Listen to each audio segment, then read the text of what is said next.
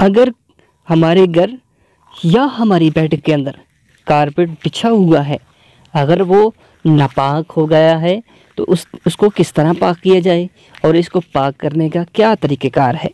प्यारे दोस्तों, कारपेट एक बहुत बड़ी चीज़ होती है कि हम उसको निचोड़ नहीं सकते, बहुत ही मुश्किल काम है। आइए एक बहुत ही अहम मसला समाअत कीजिए कि हमारे घर की बैठक या किसी ख़ास जगह पे अगर कारपेट है या हमारी मस्जिद में कारपेट है, तो अगर हमने उसको पाक करना है तो किस तरह करना है, क्या तरीक़ेकार इस्तेमाल करना है कि कारपेट पाक हो जाए और पाक करने का तरीक़ेकार क्या है। कारपेट का नापाक हिस्सा एक बार धोकर लटका दिया जाए। पैसे पाक करना है कि कारपेट का नापाक हिस्सा एक बार धोकर लटका दीजिए यहाँ तक कि पानी टपकना शुरू हो जाए, फिर दोबारा धोकर लटकाइए हत्ता कि पानी टपकना बंद हो जाए। याद रहे कि पहली और दूसरी बार जो पानी टपकेगा वो नापाक होगा, यानी कि पहली मर्तबा आपने धोकर लटका दिया है, जब पानी टपकना बंद हो जाए फिर उसको धोकर लटका दीजिए। जब 2 दफ़ा पानी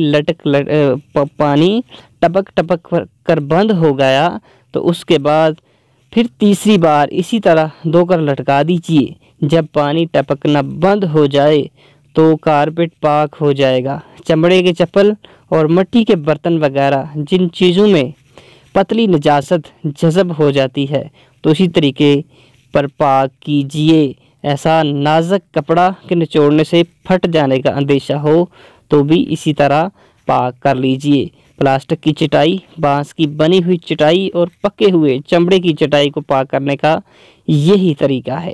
प्यारे दोस्तों, बहुत सा अच्छा तरीका मैंने आपको बताया है, ज़रूर आपने इस पे अमल करना है कि अगर किसी हमारे घर में कुत्ता किसी बर्तन को नापाक कर देता है तो उसको पाक करने का तरीका भी समाअत कर लीजिए कि उसको पाक हम कैसे करें।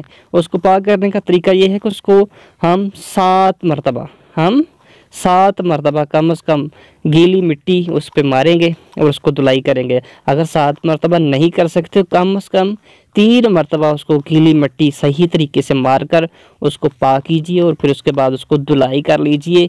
इंशाअल्लाह अज़्ज़ा वजल बर्तन पाक हो जाएगा। कारपेट को पाक करने का तरीका, बर्तनों को पाक करने का तरीका मैंने आपकी गोश गुजार किया कि चमड़े को पाक करने का तरीका, चटाई को पाक करने का तरीका, और उसके साथ साथ अगर लठेदार कपड़ा है कि जिसको निचोड़ने से कपड़ा ख़राब हो जाए वो भी तरीका आपको बताया। ज़रूर इस पे अमल कीजिएगा और दोस्त अहबाब तक भी इसको शेयर कीजिएगा।